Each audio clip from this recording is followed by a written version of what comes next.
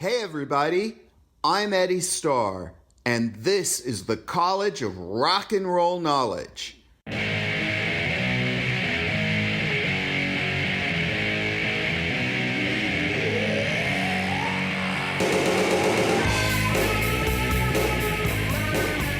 Class is now in session. This is where the music and culture that shaped a generation live on, and my own path through the world of rock and roll. All right. Next up is part 2 of my conversation with Greg Davis from Blood on the Saddle. He also had a band called Dead Hippie, and he was in the Vandals. So be sure to go over to Spotify and follow Blood on the Saddle. Check out their catalog. You can also buy their albums on iTunes, and some of the albums, I believe, are available in the CD format on Amazon. So what were we talking about? I asked you about, what was the difference between seeing Johnny Cash and June Carter Cash back in the 80s, and then when we saw them in the 90s?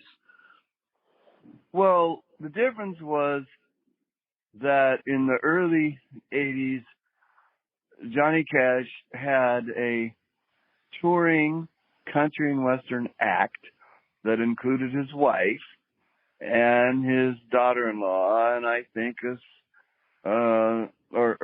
stepdaughter and sons-in-law, and Carlene Carter was in a mini skirt. She was dancing around, and some other people. I mean, it was an act. It was like they were doing the county fair circuit, and they played his hit songs, and there was no pretension of him being cool or anything like that. It was like rock and roll and punk rock didn't even exist. It was just music for the Kmart shoppers. And then by the time you and I saw June Carter at the Troubadour, and he came out and did a couple songs, the whole musical universe had shifted, and by that time Johnny Cash had been rediscovered by a punk rock audience, and his wife then wanted to kind of have her own musical statement, and it was mainly it wasn't that the music was that different, it was that the audience was completely different.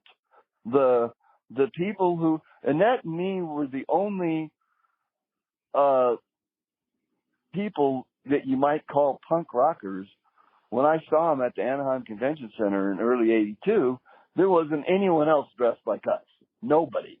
We were absolutely fish out of water. And then when you and I went to the Troubadour, it was all hipsters. Yeah, it was super hipsters. I mean, I remember even Jane Seymour was there, and some actors and all those people like that. It was like such a... Right, it was the perception of that music had changed. The music itself hadn't changed. Right. It had suddenly become cool because Rick Rubin had taken it upon himself to shame the conventional country music business, because CBS's label for decades dropped him, and reinvent him as the godfather of American folk country, the original outlaw folk country singer. And so the whole thing had changed. So it was a seismic shift in the cultural perception of that music. That was the difference in the two gigs. The music was actually pretty similar, just from American. Well, that's what I meant. It wasn't necessarily about the music, just about that just seems sort of surreal to go and see some type of almost like carnival sounding, or like they're back in the 1930s doing this, almost like a vaudeville that you described, compared to, the star-studded, what was that, the Troubadour we saw him? Yeah. Believe me. Well, it was June Carter, different. actually, but yeah. It was was completely different. But we are getting away from the subject of Blood on the Saddles and music by talking about June Carter. Well, no, I mean, it's relevant to, I mean, it's part of there are the story, influence. yeah. I wanted to ask you, Eddie, too, though, about how long, when you were playing, like, after Annette had joined the band and you were playing, how long did it take to get your first record out before your first record came out? All that happened way too fast. And I'll answer that question, but I want to say one more thing about this Johnny Cash business, and that is the last time Blood on the Saddle was in Germany was in 2002. And I remember somewhere deep in the heart of Deutschland that it was freezing cold. It was wintertime. And we played our usual set, and I ended up being in the part of the venue where the audience was to go to the men's room instead of staying backstage. And I remember some German guys, one of them said to me that him and his buddies had been counting how many Johnny Cash songs we played, but they said that when we got to 6, we just stopped counting. So that shows you how much Blood on the Saddle's music is influenced by Johnny Cash if the Germans just throw up their hands in disgust that we played so many of the songs, Yeah. So I want to just say he was a major influence on my on Blood on the Saddle's music. Okay, now the answer to your question about the beginning of the band, everything happened too fast. We played our first gig in May 3rd of '83. By the end of June or the beginning of July, Annette was in the band, and I have a video of us playing with Social Distortion at the Café de Grande on August 11th. So in that video, Annette is integrated completely into the band. She's either singing or playing guitar on every song, and it's like a 20-song set. And our songs are like 90 seconds, so we could play like 20 songs in 40 minutes, And there's no footage of Social D on that tape, but I have the original advertisement for the show, so that's how I know the date and who was on the bill.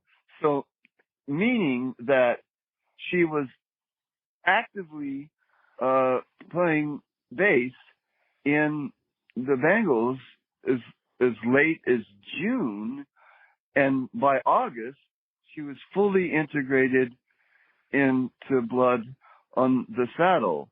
And then so that's August. So then in September and October, we started recording what was to be our first album. And Chris D, the singer in the Flesh Eaters, who worked at Slash Records, tried to get Slash interested in us, but we were way, way too underdeveloped. That was too ambitious. But however, he did produce a 6-song demo for Slash of our music, and I think 5 of those songs ended up on our first album.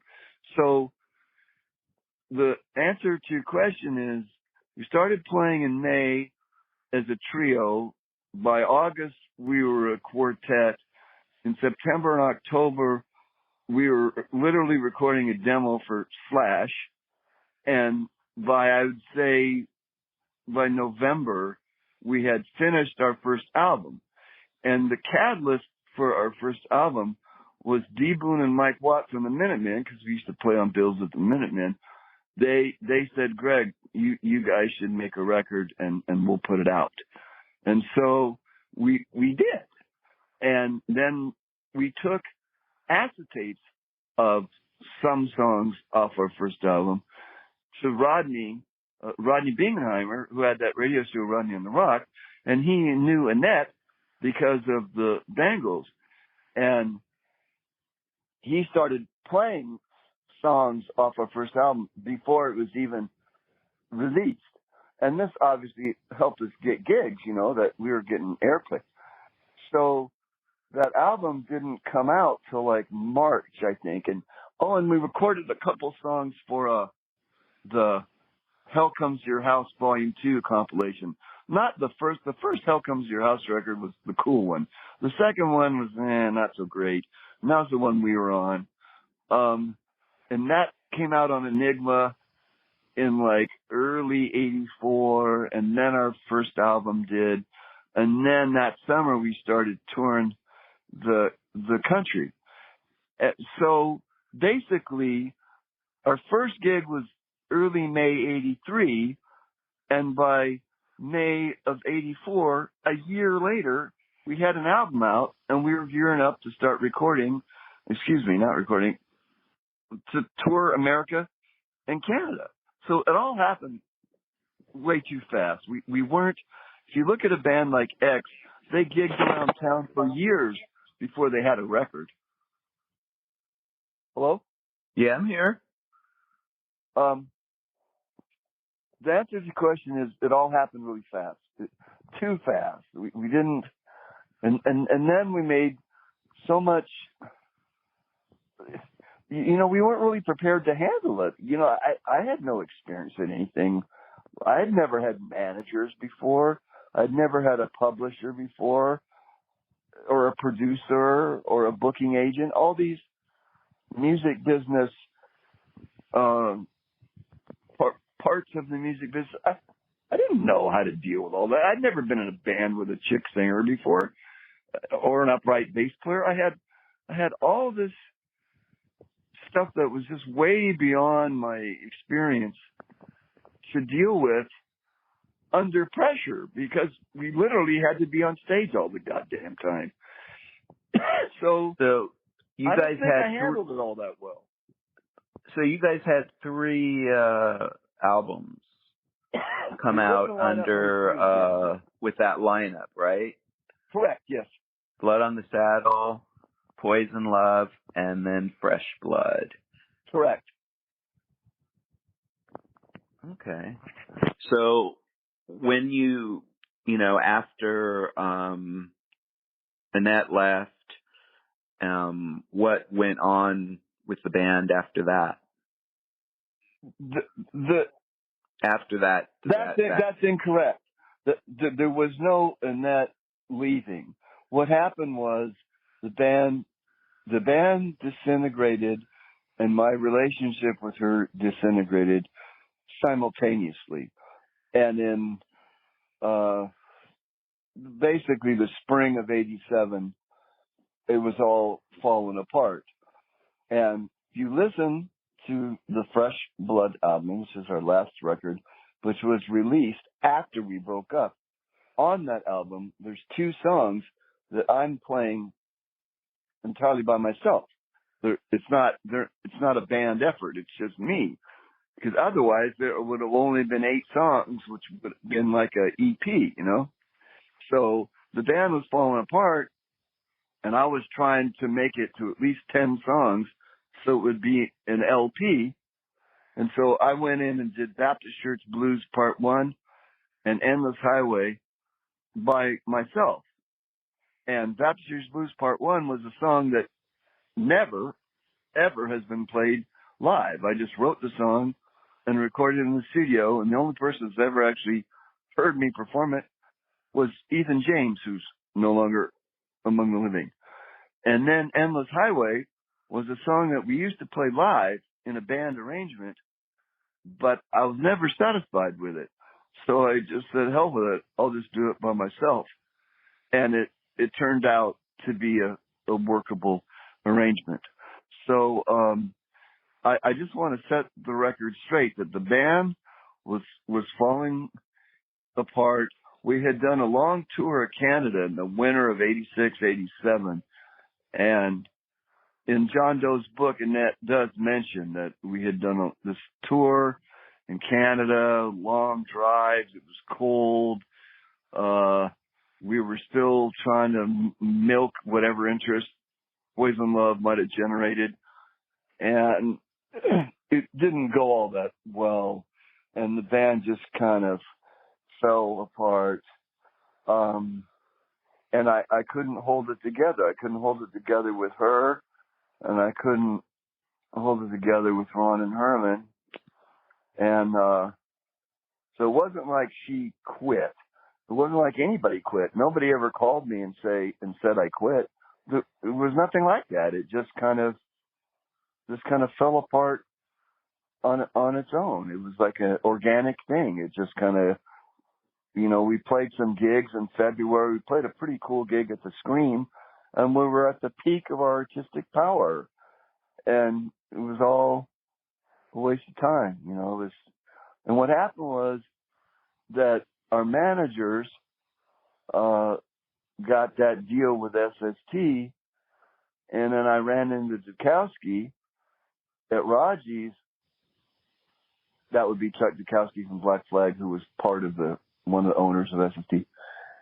And I said, "Hey, man, the band I can't hold it together. There's no band."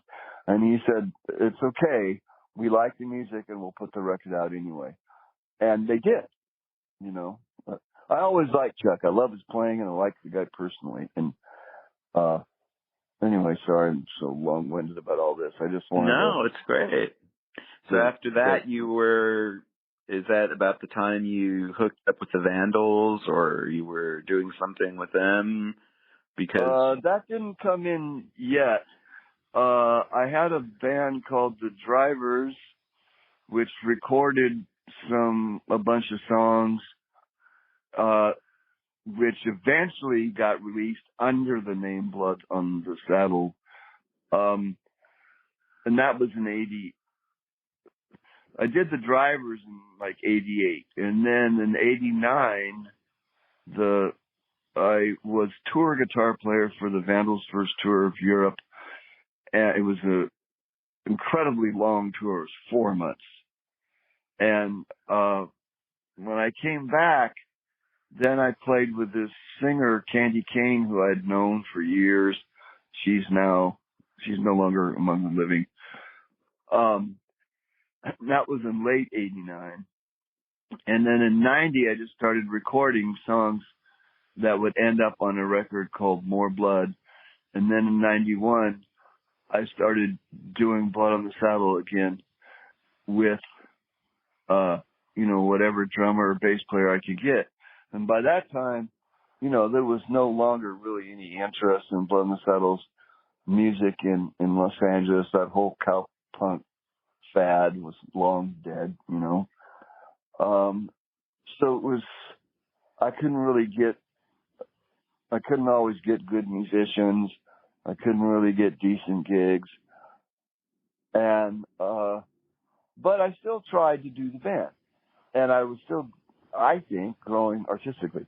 And that culminated in our fourth album being released in Europe in the fall of 93. And that totally rejuvenated the band, because then we started going to Europe all the time. And I spent a lot of time in Europe in the early and mid 90s, because there was still interest in the band's music. And one of the things I want to say about that is that the first 3 albums, yes, that was the original musical idea with the original lineup, but I was artistically straitjacketed by having idiot managers who tried to make the music be more conservative and less radical, and by having a chick singer who had to write songs for, and by having an upright bass player, which has some limitations. So the More Blood album, I was free of all that.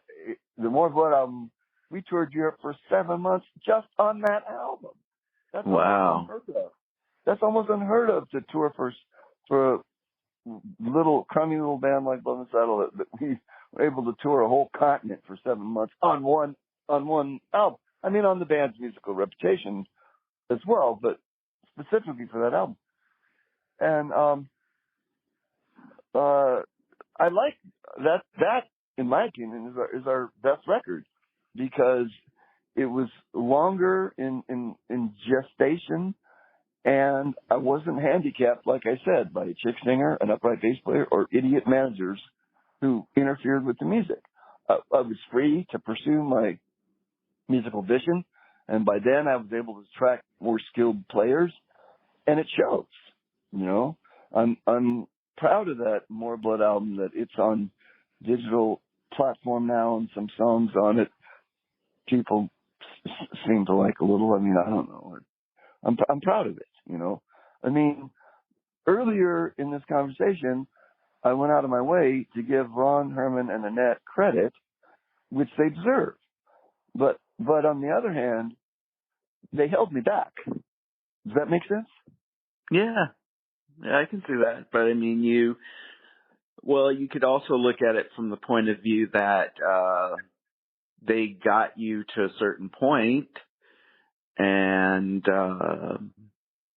you were able to move on from that. Yeah.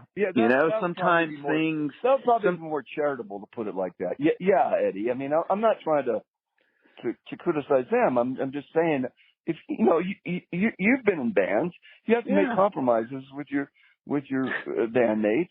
Yeah. And it was just wonderful when I felt free, like I could turn my Marshall up to 10 because I didn't have to tone it down for some chick singer. I didn't have to be limited by an upright player, and I didn't have idiot managers telling me what to do. You know, right. and it shows in the music because the music is better.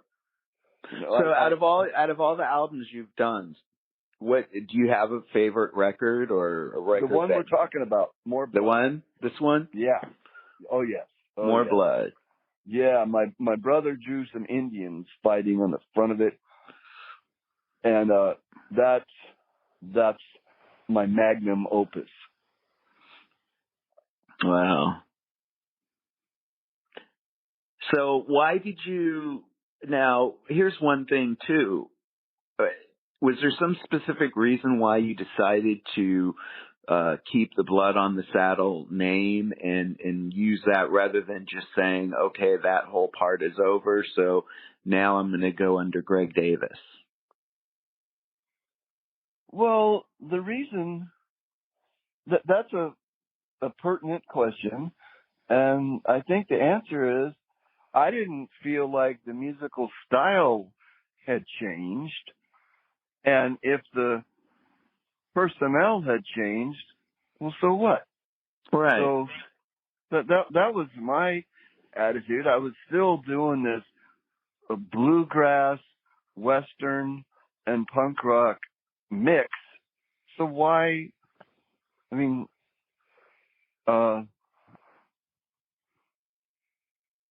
however, it's easy in 2021 to say that. At the time, that is in the late 80s, when I was fooling around with the Drivers or the Vandals or Candye Kane or thinking about doing Blood on the Saddle again, it was not easy for me to make the decision to do Blood on the Saddle without Ron, Herman, and Annette, because they had been my bandmates for so long, and we had gone through so much together and literally gone places. You know, we played in Paris and London and Hamburg and New York and Boston and San. I mean, we went everywhere. You know, I mean, we toured. You know, and we made records, and it was difficult for me at first to play without them. I missed them at first. It took a while for me to feel comfortable having all the weight on my shoulders. I mean, if you got your girlfriend who can sing like a bird standing up at the mic, you're free to just stand there and play the guitar and kind of enjoy yourself. You don't have weight on your shoulders. For me, it's easy to play the guitar. I don't. It's like it comes natural. So when all of a sudden I had to front the the thing all the time, and all the weight was on my shoulders, and I would just have some bass player and some drummer who barely knew the songs. That was a lot harder, man. That was a cold glass of water in my face. It was difficult for me. Now I'm used to it. You know, I've been doing it for decades. But at first, I really missed them. Herman sang great harmony. Ron was a stabilizing influence on me. His personality, he was cool. He kept his head.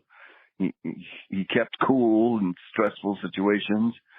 And like I said, Annette could sing, and I could just kind of put it on cruise control and just stand there and play the guitar while she was singing. Those days are over. Now I have to be on it all the time. Yeah. It isn't easy. You know? Yeah. No, it's not. Wow. So what was it like being in the Vandals? Oh, it was great fun, man. Their songs are simple punk rock songs, and the lyrics were very witty, and the people in Europe loved their music, and so I was having the life of Riley. Yeah. I mean, the guitar parts are easy to play, so all I did was drink beer and chase German girls for 4 months. That's basically what I did, you know. It was easy. I mean, you know, I didn't have to worry about the business because Joe he's the band leader. He handled all that, and they were good performers. Joe and Dave Quackenbush, the singer who took the original singer's place, they were good on stage, and they were respectful to me. They knew that I was like a serious musician, and they recognized it, and it was great fun. You know, it was. Another thing I want to say about it was just a historical accident that I was in that band right before the Berlin Wall came down. And we actually played in East Berlin. Not only did we play in West Berlin, we played in East Berlin because they were the commies in East Germany were starting to loosen up a little, because this is the Gorbachev era, and we played in Yugoslavia. And I don't think the Vandals played in Czechoslovakia. I didn't get to Czechoslovakia till Blood and Salvo went there. But it was a historic time to be in Europe, and we were there for 3.5 months. So wow. I really, I really appreciated the opportunity. My job was easy. All I had to do was play these dumb punk rock songs and ham it up, you know, play some guitar breaks. And Joe and Dave kind of were the show, you know, they did the singing and talked over the mic, and it was easy, basically. The bad thing was it was too easy. My own music is way more difficult to play than.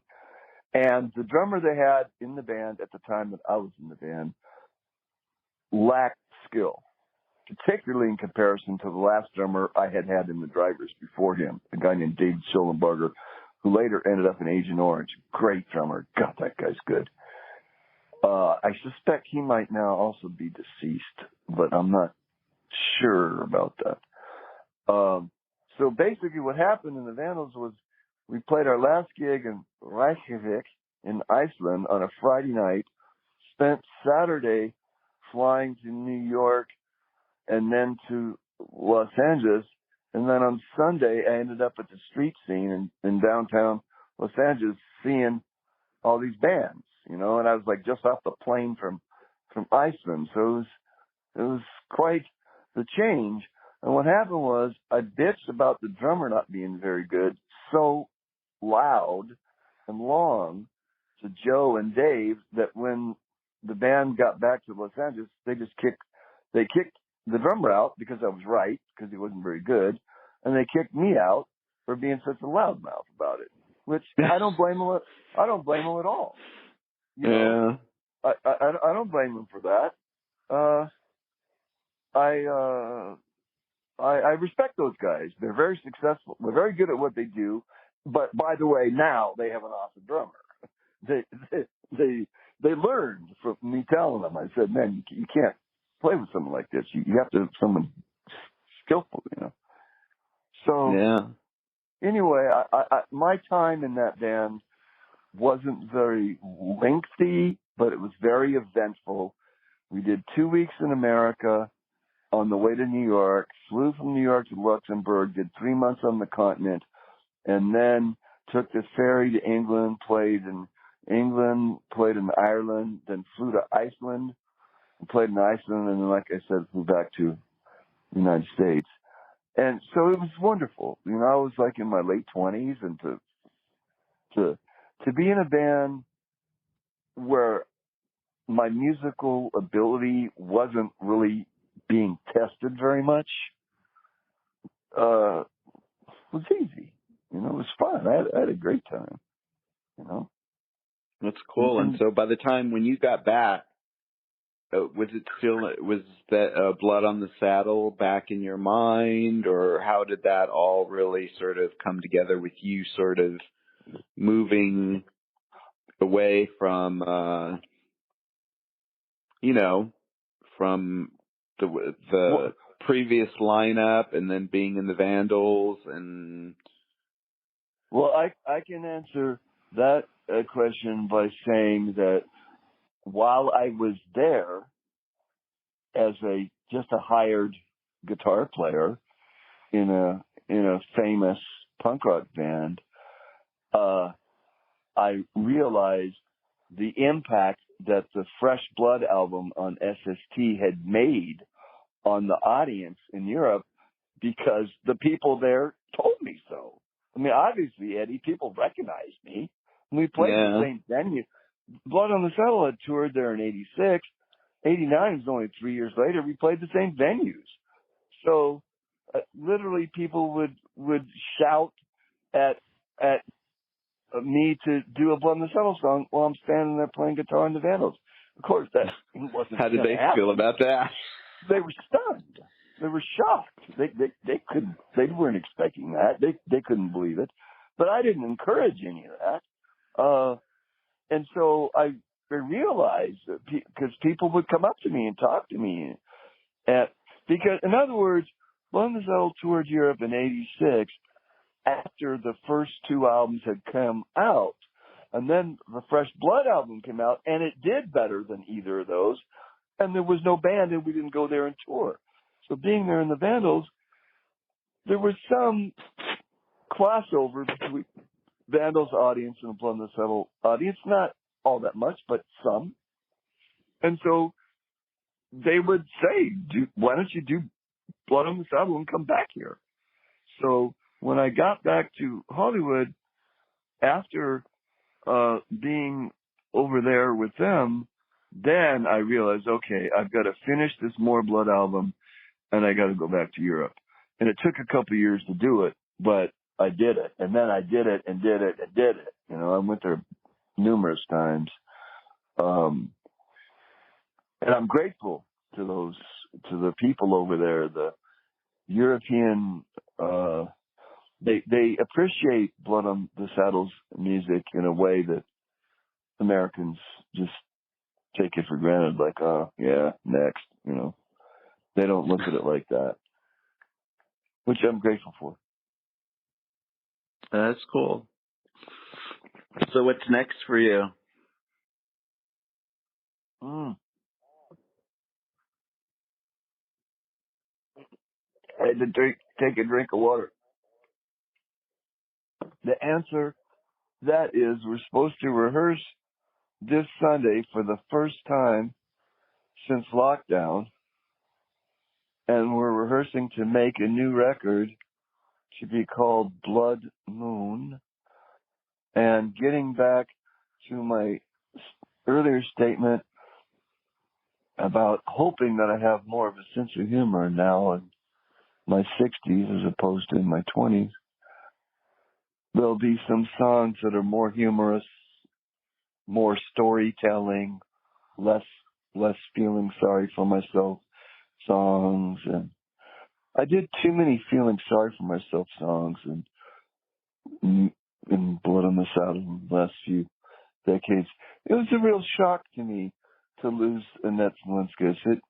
I was really sweet on her. You know, we were artistic collaborators as well as boyfriend and girlfriend, and it affected me. You know, it pretty much the effect was permanent. You know, so I had these songs. Once I had a pretty girl. She was my baby. The girl who owns my heart. Something like this. I did too many songs like that. I whined too much. And now I'm trying not to do that. I'm trying to tell stories and have and try to be wittier. You know, that's one of the things about country music from the very beginning that was lacking in Blood on the Saddle's interpretation of it. We got the heartbreak side, like in Banks of Ohio, or I Wish I Was a Single Girl, or stuff like that. But the humorous side, like Tony Cash, A Boy Named Sue, we didn't have that. And so I'm trying to have that now. So, you know, I guess if I was going to be even more pretentious than I already am, I would say it's artistic growth. You know, you got to learn. Well, yeah, that's very true. But maybe it's just you go through what you go through, and when you're ready to let go of something and move forward, then you do. And it makes you and brings you to the point where you're at. Right. But I'm not apologizing for writing songs whining about an ex-girlfriend. She had a tremendous impact on my life. She was talented. She's in a world-famous band. You know, she has talent. And we collaborated. We worked together on something. And so she made a tremendous impression on me. And losing her was heartbreaking. So, yeah, I think it's natural that I'd write songs about missing her. But I think I just carried it out for too long, you know. And yeah. Well, look at John Doe and Nick Zine. They work together. Yeah, I know they still work together, which is I don't know how people really do that, but I think that all that mix of that's just like a lot. But it's interesting anyway. They rehearsed where I lived while their relationship was deteriorating, and I knew the guy the guy that Exene left John Doe for was a drummer. His name was Pete. I think he was Canadian. And he had this girlfriend named Heather Haley, and Heather's cool. She's a singer. She's from Vancouver. And I was there while all this is going on, all this drama. X is rehearsed in the Holy Gully. I lived there and I worked there. And you know, when we were on tour, I wasn't there. But when we weren't on tour, then I was there. And so I actually did feel sorry for John Doe. There were times when he'd come in the office to tell me something or ask me something or some reason, and I could see the pain on his face, you know. And then around that same time, Billy Zoom quit the band. So then they had to replace him, and he had to get along with his ex-wife and still play music with her. At the same time, they couldn't replace Billy Zoom, so they replaced him with two guitar players, which is really lame because the kind of music they play, you don't need two guitar players. So I was there doing all of this, and I don't like John Doe. Damn sure don't like Exene. She's a witch. But I did remember feeling sorry for him at that time that he had to go through all that. And I guess because of the success of the music, they were able to play music together and have it be tolerable for both of them, I guess. But you're right. It must be awkward, or would be awkward. I don't know. I don't know. Well, it's good that you. So when do you plan to release this new record? Well, I think release would be quite the grandiose term here, Eddie. I mean, if and when, if I'm able, my health allowing, to actually work up a batch of new songs, record them, and then we would have them on, we would put them up on Spotify, YouTube, and iTunes, and Pandora, the usual platforms that people put their music on. But as far as a physical copy of something, I'd say those days are over unless we just bootleg it ourselves, which we'll probably end up doing. But I do have the songs, and I sung all of them. I did something unusual that I'd never actually done before, and that is about a year or two ago, the drummer came to where I live, Dave Frappier, and I just sat him down, and I handed him the song lyrics to 10 songs, and each song had a number. And then I just started with number 1, and I just played all of them on the acoustic guitar and sang them to him right there while he was sitting right in front of me. And I was determined to plow through them all and do them all, and I did. So, obviously there was no bass and drums and no guitar solos, but he could, in his head, think of what the drum parts would be and this kind of thing. So at least he got a rough idea of what the songs sound like. So he's familiar with them. The bass player we have now, Al G, I have not done that for him. It just hasn't happened. But we'll see.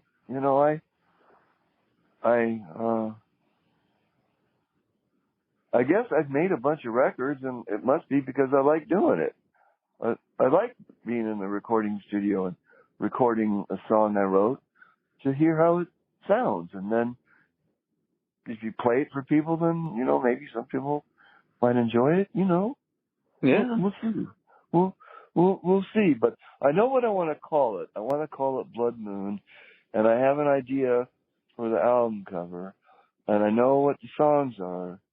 So it's a matter of then making that come out of my, the creative part of my being and actually having a tangible result, recordings, right? I mean, you know about that. Yeah.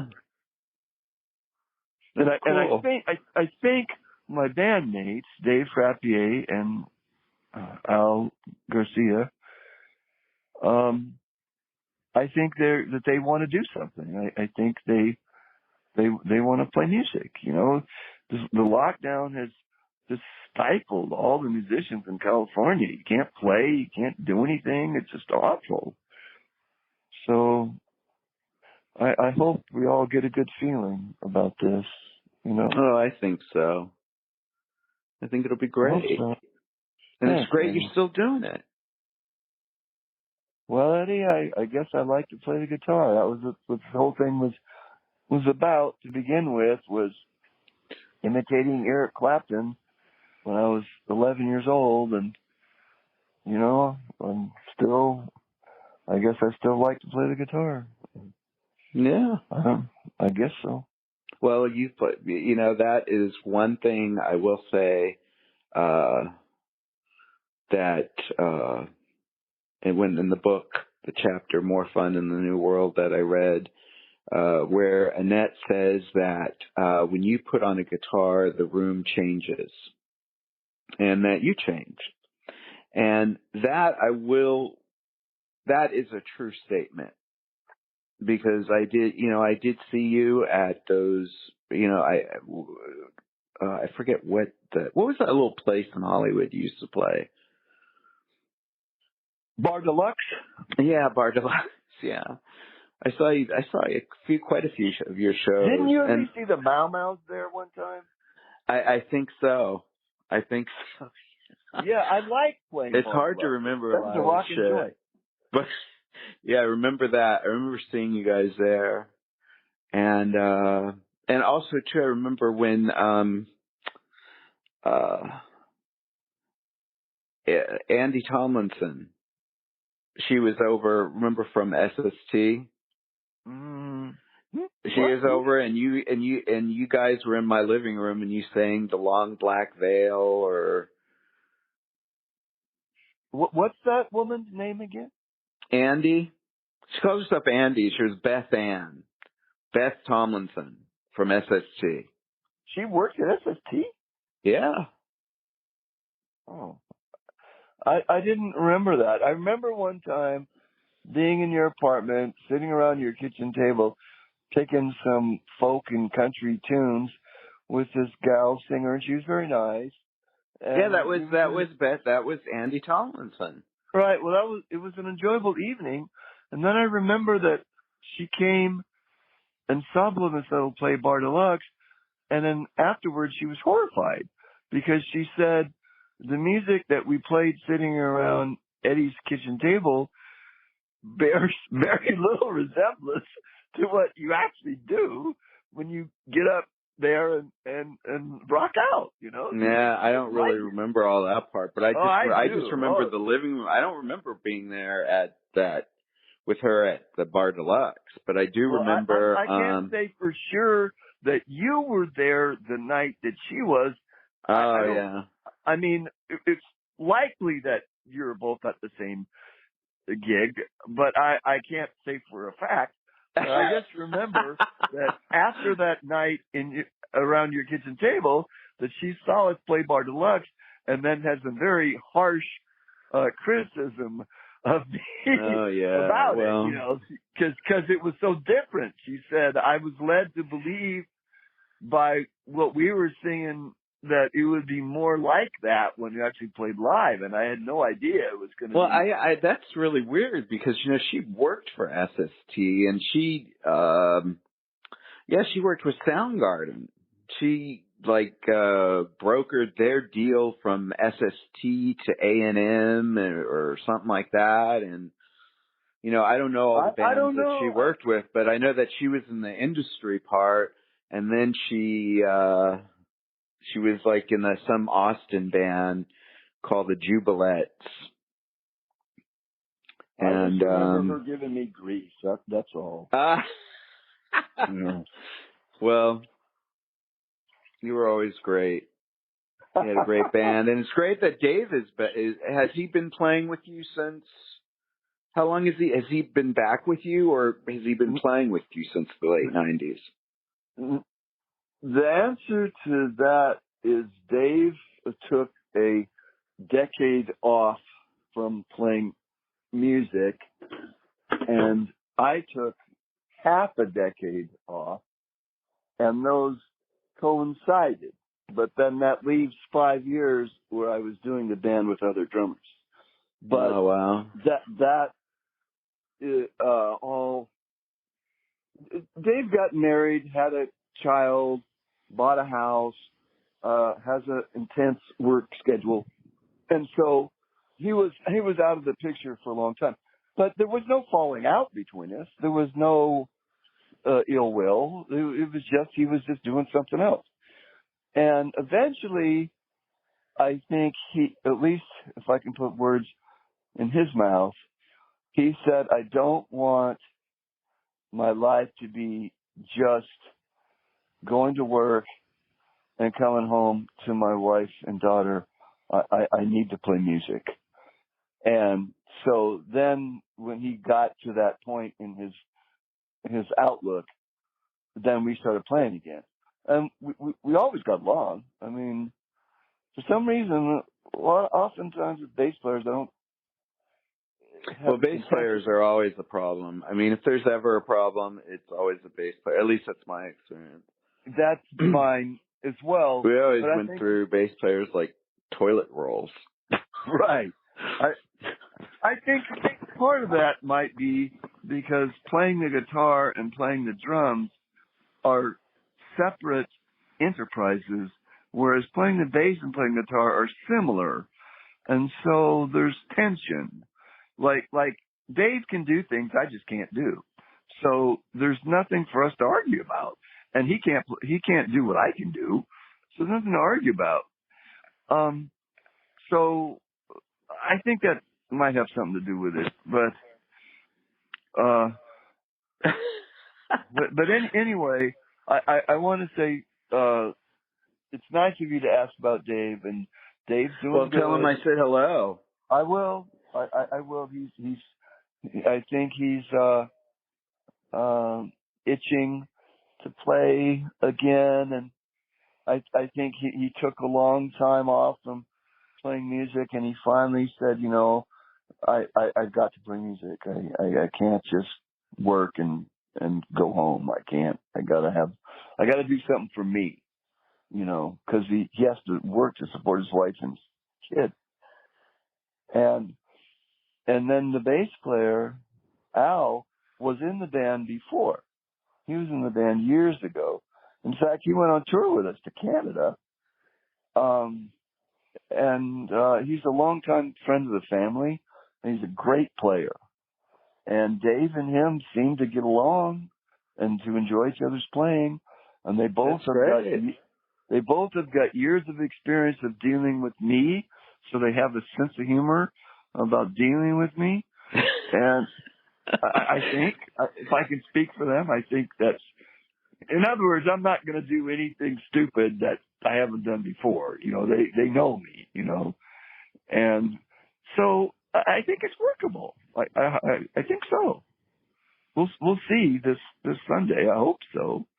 Hell, maybe we might even, through some miracle, come play in New York, and you and I can hang out. That would be very cool. Well, you're in San Diego now, right? Well, closer to Oceanside. San Diego's about 20 miles south of where I live, actually. Wow. I don't like San Diego. I don't like where I am. I haven't been down there in a long time. You're not missing anything. This part of the world is just culturally a dead zone. It's just. Well, I think that's a lot of everywhere, though, Greg. I think it's this whole, how can you say it, where everything is just sort of blanded out. You know what I mean? And it's just very, I don't know how to describe it, but it's just very bland. And it's not, there are interesting things happening, I'm sure, and there's a lot of,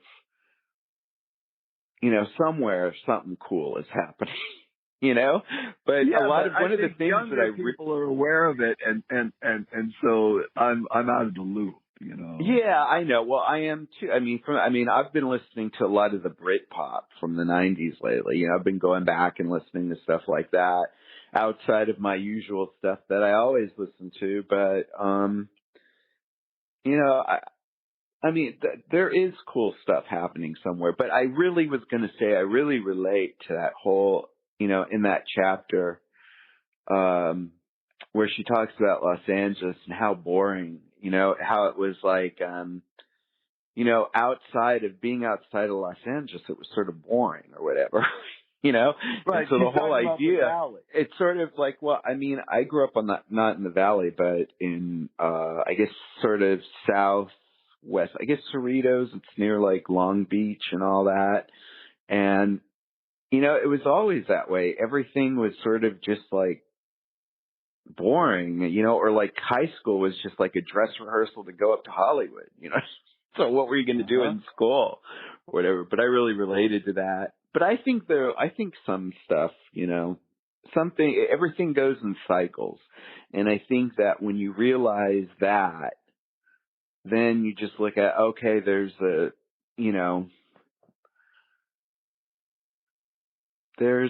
I guess, a glitch in the matrix or something, and nothing's happening. But I think that, it's great. Now stuff is coming back, and at least we'll have another Blood on the Saddle record, right? I hope so. God willing. I hope so, Eddie. Yeah. Well, you still have to go ahead. I have to admit that I like having the opportunity to put these old records up on these digital platforms. I can hear myself play slide guitar on my cell phone. That's incredible. It's weird, but I like it. Yeah, that's great because now you can if you want to hear an album, you don't have to worry about it. You don't have to. It's like having a great music library in your pocket at all times. It is. So that is really that is a cool thing.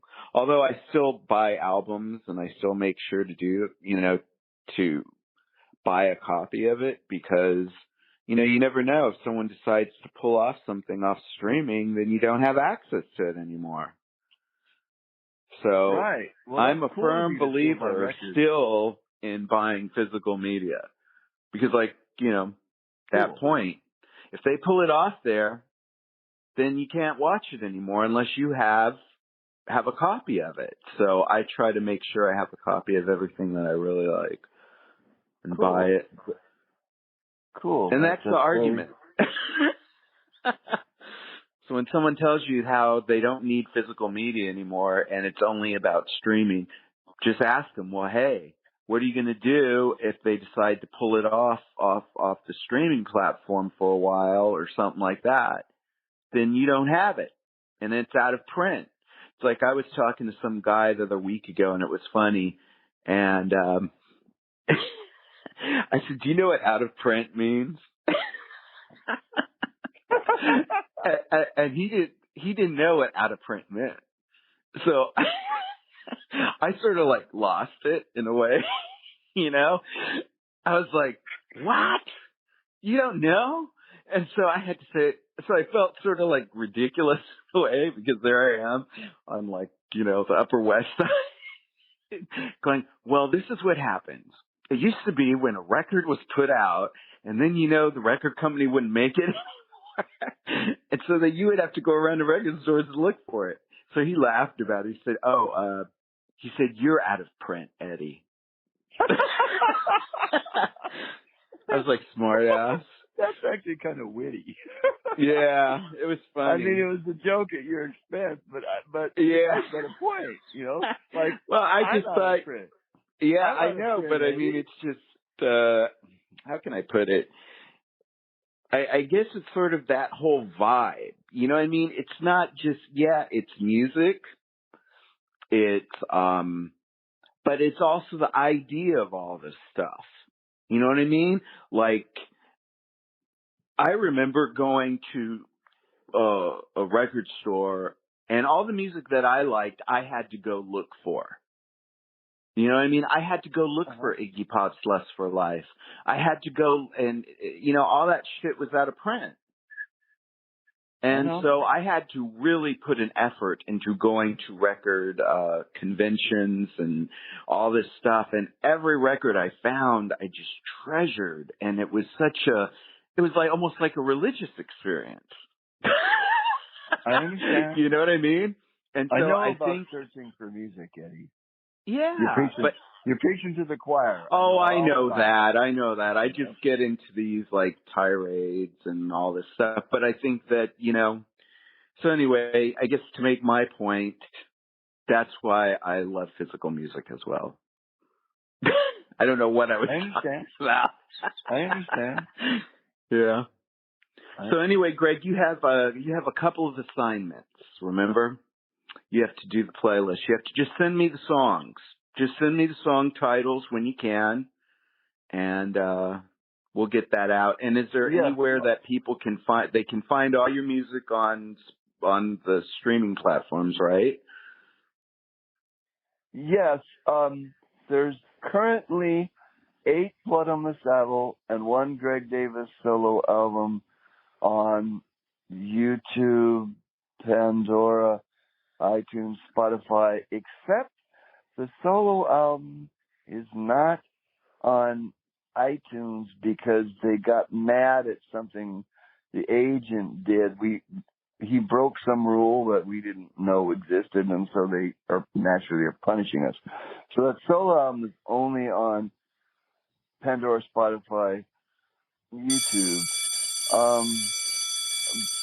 But there's 8 bonus albums on all those sites, and hopefully a 9th one will be up in a few days. It's called Flesh and Blood. It was originally released in Germany and Japan in 2001, and I think some of the songs demonstrate some of these musical ideas that you and I were discussing earlier in this when we were talking about converting fiddle lines to electric guitar. There are several. I'm looking at a list of it, and so I'm really looking forward to that being posted. Hopefully, it will be up in several days, and then there's a few more records to be from the old days to be put up. So if anyone enjoys this kind of music, I think some of the songs we did are good examples of it, I think. Cool. And is there any websites or social media to send people to?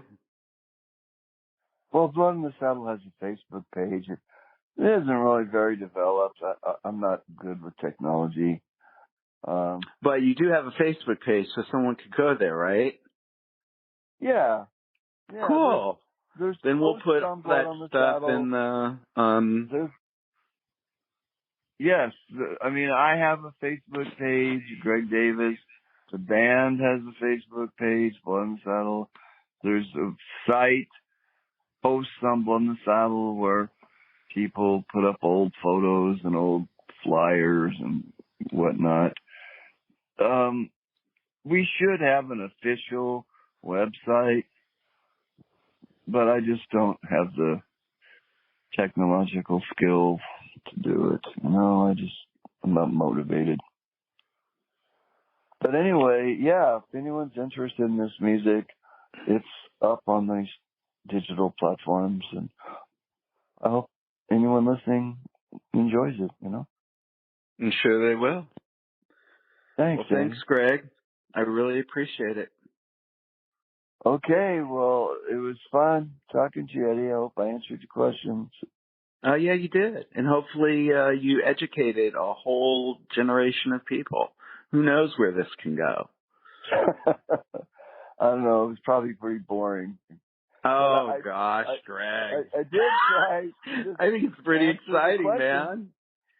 I just, we're talking about the evolution of musical styles, and I, in my own way, was a participant in how music morphs and it changes and it mutates, and I had a hand in that, and I'm proud of it. Yes, you did. I'm proud of it. Thank you for listening, liking, and sharing the College of Rock and Roll Knowledge podcast. I really do appreciate it. And also, just so you know, we're now uploading the episodes to Rumble. So be sure to check them out on that platform and subscribe there as well. And stay tuned for more great conversations and great music. Rock on. What you want to be. The darkness will turn to light. I'm your dirty secret tonight. Dream or not, and take a look inside. Eddie Stars, The College of Rock and Roll Knowledge is a production of Ton Up Incorporated. Copyright 2021, Ton Up Incorporated.